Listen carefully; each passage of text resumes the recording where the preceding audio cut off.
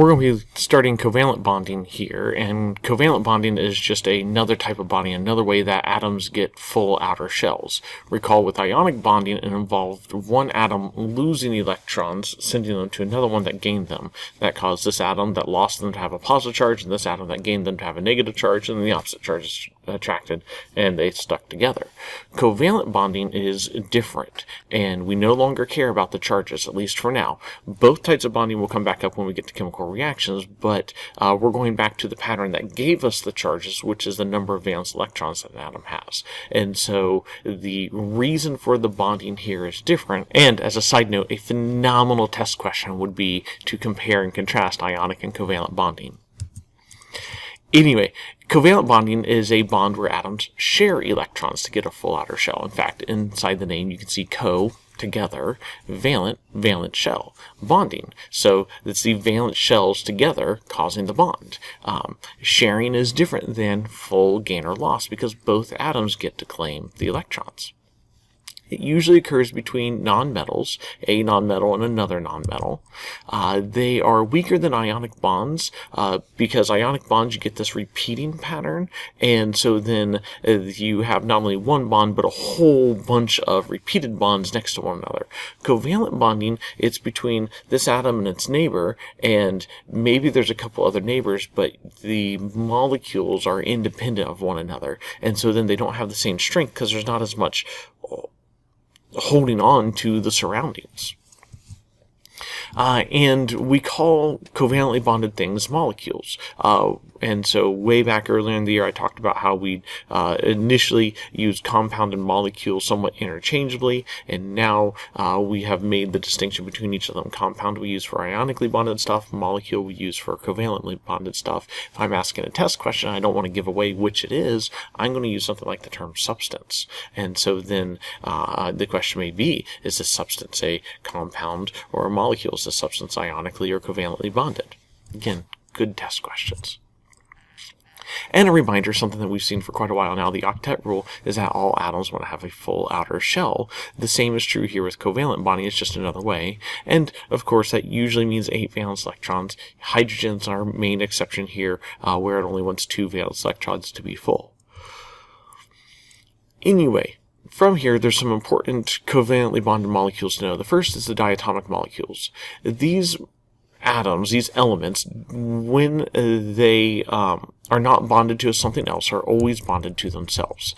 They never exist on their own in nature. And so you don't breathe in oxygen as O atoms, you breathe it in as O2 atoms. Now, oxygen does not have to have a 2 subscript with it if it's bonded to something else. Say in the form of water, it's H2O.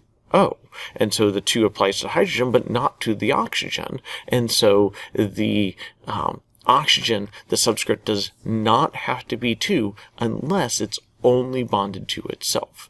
When things are bonded to themselves, go back to when things are bonded to themselves. These 7 here, then, never occur on their own in nature. They always exist bonded to themselves. And the nice thing is here is there's a pattern on the periodic table. We start at nitrogen, we go oxygen, fluorine, chlorine, bromine, iodine. Well, that happens to make the shape of a 7 on the periodic table. So as long as you remember how many there are, and you can remember that number, 7, then the shape is here. But you'll notice if you count, there's only 6 elements there. There's also way over here our exception to so many things, hydrogen. So you have to remember hydrogen on its own.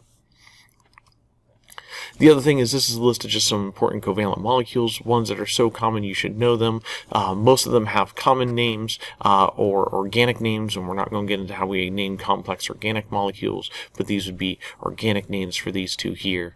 And others use the normal naming system for covalent bonding, and we'll talk about that here in a little bit. but we have water as H2O, carbon dioxide CO2, carbon monoxide CO, methane CH4, ethene. Notice the E versus the A there implies something going on with the bonding, but it's a C2H4. This is the starter for most of our plastics, is ethene gas. And then ammonia, which is NH3. This is different than the ammonium ion. The ammonium ion, you'll recall, was NH4 with a 1+ charge. The other thing you'll notice here is that because these things are covalently bonded, we can have carbon bond to a different number of oxygens. And so because of that, the numbers on these things end up entering the names. We'll get to the prefix naming system here in a moment, some examples over that. But notice we have to have within the name how many are there. To be honest, I'd kind of prefer it if the stock system did that. If we just said how many elements were in the name for all substances. But we only do that for covalent molecules. For ionic compounds, you have the ability to figure out that using the crisscross thing with the charges. Anyway, there are different types of covalent bonds. There are what are called single bonds, double bonds, and triple bonds, or those are known as their bond order. This would be a first order bond, a second order bond, and a third order bond. And then we can get into even talking about molecules, because it turns out a molecule could have a mix of single and double bonds. Right now, we're only showing molecules that are just two atoms, and they can only have one kind of bond in between them then. But we'll get into covalent molecules that have multiple bonds around a central atom, and maybe one of them is a double bond and others are single bonds. Then we talked about the bond order of the molecule. It's always whichever of these is a higher number. But when doing dot models, we'll show shared pairs of electrons like this as being pairs of dots that are in between the atoms. When we go on to do a molecular model, we turn that shared pair into a line to show that this line is a shared pair of electrons instead. And so then these two atoms here are sharing a pair of electrons. These two atoms here are sharing a pair of electrons. And hydrogen, because it only wants two total, is happy here. And I'll go through that here in a little bit. A double bond, then, we have, it looks like two colons here, but four electrons in the center, two pairs of electrons. These oxygen atoms, you also notice, have some unshared pairs here. And these unshared pairs then stay on our molecular model, but we replace the two pairs of electrons with two lines over here. And triple bond, it's the same thing. We have three shared pairs, and so we replace it with three lines, and you'll notice nitrogen, each of these nitrogen atoms also have a unshared pair of electrons. Anyway, we're going to get into how to draw these dot models, but I'm going to have to go to the board for that. So we've done some Bohr models before where we take an element, say carbon, and we draw the electrons that are around it. And that works, it has its purpose, but for doing Lewis dot models, or just dot models, dot diagrams, we're going to simplify this down a bit and clean it up a bit. So we're going to get rid of what's in the center and just replace it with the symbol. And then we're going to get rid of the ring, just to make it a little bit easier to read, and we're only going to be looking at the valence electron dots. We've done it before, but we've not been picky about the order that you put those dots in, and now that becomes important.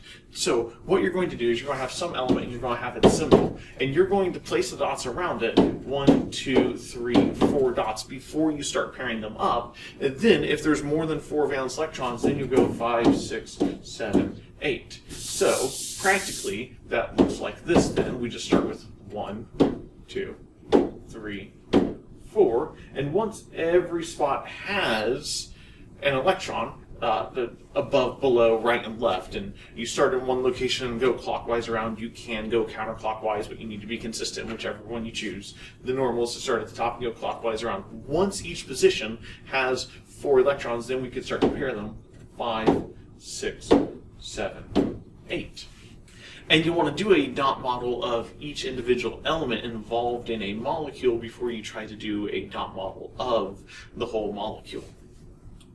So, as I said, you're going to start by drawing the dot model for each atom. After you do that, atoms are going to end up sharing electrons in pairs, and I'll show what that looks like here in a moment when we do some examples. And you're going to do your best to start by making sure that it is symmetrical. Again, I'll show you here in a moment with some examples what that looks like. And then what you're going to do is you're going to try single bonds everywhere first. Usually that will work and you'll be done.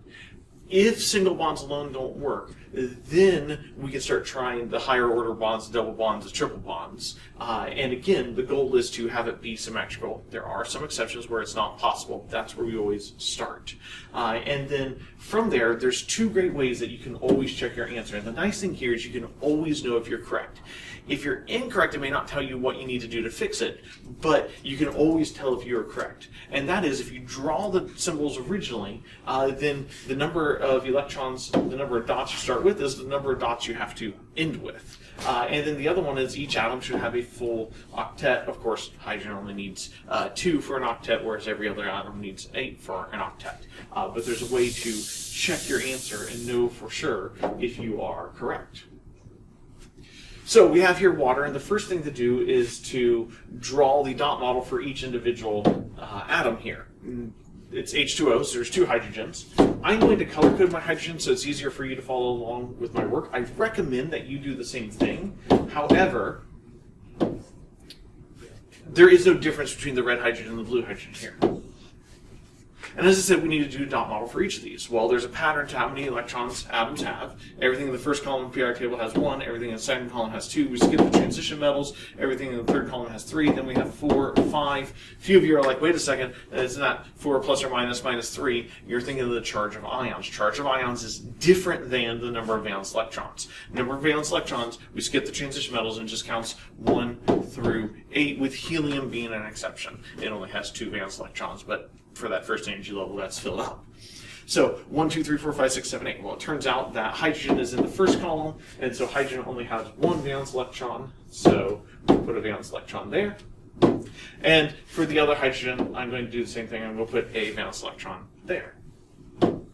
Oxygen is over here in the 6th column. It has atomic number 8. Those first 2 electrons are in that inner ring, and we're not going to draw that. We're only drawing the valence ring, and we're not even drawing the ring. We're just drawing the electrons that are on that ring. So 6 of them, as we had just a moment ago. 2, 3, 4. We go around once before we go around again. 5, 6. Now, before we actually go to finishing the dot model here and drawing a water molecule, I want to point out a few terms to you. So first off, we have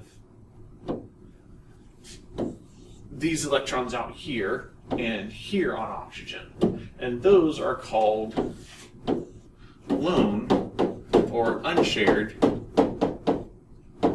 pairs of electrons. And so they usually, because notice the other name for them is unshared, usually won't be involved in the bond.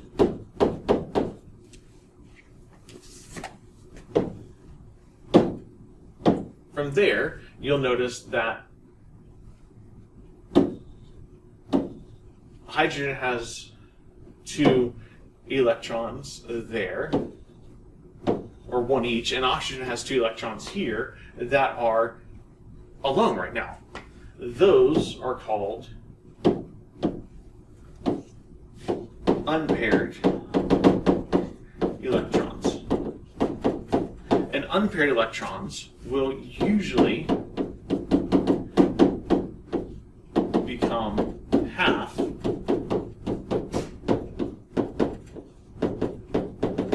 of a shared pair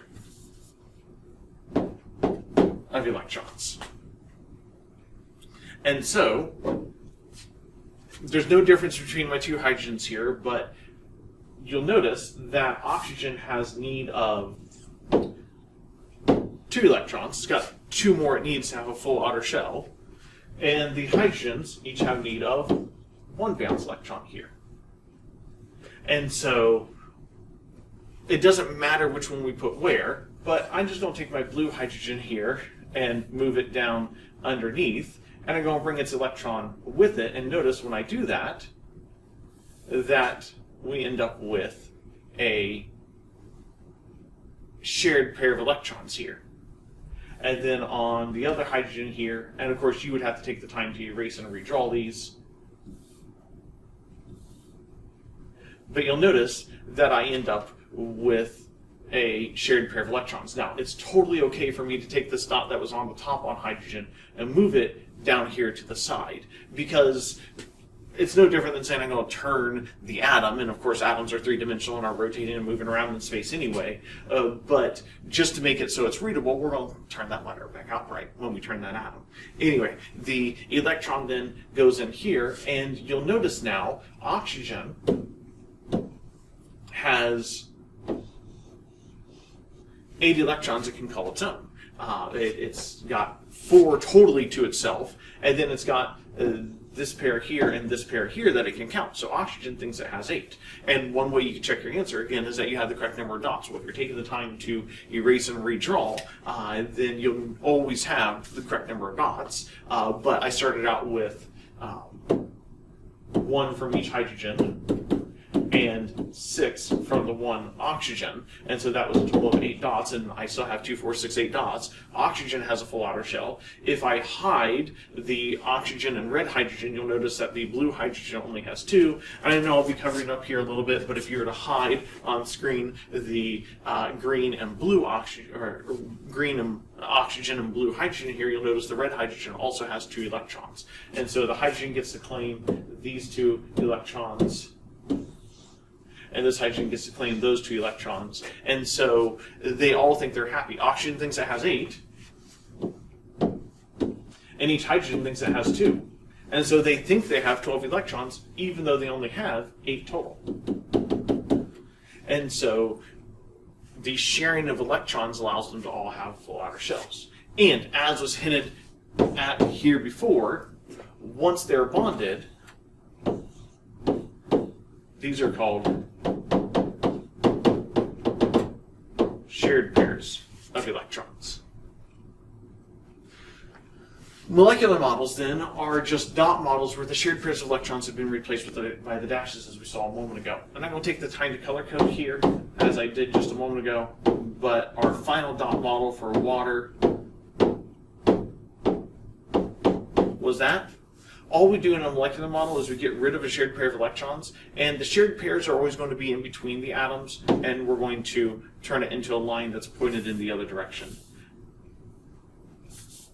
And so that's what we'll have with a molecular model. The unshared pairs of electrons still stay there. All we do is replace the shared pairs with lines to show that they're shared connecting the atoms. By the way, when you have symbols that are above and below one another, the dots get turned, as you will notice there, and the line gets turned as well. The last thing we have to cover here then is how you name covalent molecules, and there are similarities to the stock naming system that we use for our naming ionic compounds, but there are some differences here. So the first one is if an element is bonded to itself. That list of diatomic atoms that we saw, there's a couple others that can bond to themselves as well. If they're bonded to themselves, then it's just element name molecule. So hydrogen molecule, oxygen molecule, nitrogen molecule. And that's so we can tell the difference between nitrogen atoms and nitrogen molecules and nitrogen ions, which we would rename and call the nitrite ion, versus things like the polyatomic ions that include nitrogen, like nitrate and nitrite, etc., etc. And so we have to have a different way to distinguish them. So the word molecule there is absolutely essential. However, most of the time things aren't going to be bonded to themselves, they're going to be bonded to something else. For groups of elements that are bonded together, we always go for a number prefix in the element's name, followed by the second element. It's going to get a numbered prefix in that element's name, and we're going to drop the suffix and replace it with "ide." And it's going to make so much more sense when we do the examples here. But I had carbon dioxide on the screen a moment ago on your list of important molecules to know. Well, that is a name that follows this. First element's name is carbon, second element's name is oxygen, and we have the prefix di and the suffix "ide" on that one, carbon dioxide. The second element's suffix is always "ide," and the numeric prefix, we only skip on the first element if it's mono. And so, for example, it's not monocarbon dioxide, it's just carbon dioxide. Anyway, here is your list of numbered prefixes, and you do need to know these, although in reality, because atoms need a full outer shell, they're generally speaking going to only be sharing up to 8 total electrons, but because each element is going to contribute 1 electron to the pair, odds are that central atom is only going to be bonded to at most 4 things. I mean, you saw on the water, the oxygen in the center is only bonded to 2 things. So odds are you're not going to get above the number 4 here. And so we have mono, di, tri, tetra, penta, hexa, hepta, octa. They do go higher, but we don't usually need it. And sometimes when there's double vowels, we'll drop it. Like, we don't call it monoxide, we drop one of the double O's and call it monoxide. And you'll get used to that and how it sounds, and I'm not going to penalize you if you don't drop an extra vowel in there. But these are your numeric prefixes, and again, you really need to know the ones that are above for mono, di, tri, and tetra. As a side note, if you're familiar with the game Tetris, that's where the tetra comes from there. Most students want to say, oh, that's quad, but it turns out that's the Latin name. These are Greek prefixes. Latin, I believe, is bi instead of di there. Just slight differences between the two. But tetra is the weird one that you're not as familiar with. These others you know from just having heard them in the past, or from things like your basic shapes, of course, in math. Anyway, we'll do a couple of examples of these, and of course, plenty more examples in class. So real quick, we'll just name water the prefix way, the chemical way to name water. So we have H2O, and what we always do is we start out with the element names, and maybe there will be a prefix. So possibly prefix hydrogen, possibly prefix oxygen. And then the second thing, we drop the suffix and replace with "-ide. And then the first thing, if the number is 1, no prefix. Here the number is 2, so prefix dihydrogen. And then we only use the mono prefix for the second element. And so we have monoxide, although we end up dropping the double O there, and dihydrogen monoxide. If instead we had something like CO2, you already know this thing's name, but you know it as a stock name. We start out with the element's name, carbon. Second one, by coincidence, happens to be oxygen again. Possibly a prefix on each of these. Carbon, there's only one of them. Mono, we only use for the second element. So we don't call this monocarbon, we just call it carbon. And then oxygen here, we drop the suffix, replace it with "-ide. And we need a number prefix on this one always, 2 again, so carbon dioxide. There does exist carbon with only a 1, and that one is carbon monoxide, as you've seen already. And there are all sorts of other names that we can come up with. And just as a quick reminder here, when something is bonded to itself, like oxygen can be, then it's just oxygen molecule. And yes, the word molecule there is important, because if we just have O, then we might call it oxygen atom, or if we have O with a 2- charge, we'd call it the oxide ion. And so we have to have a different name for each form it can take on. Anyway, that finishes the notes here, so be sure if you have any questions that you type them up or let me know in class.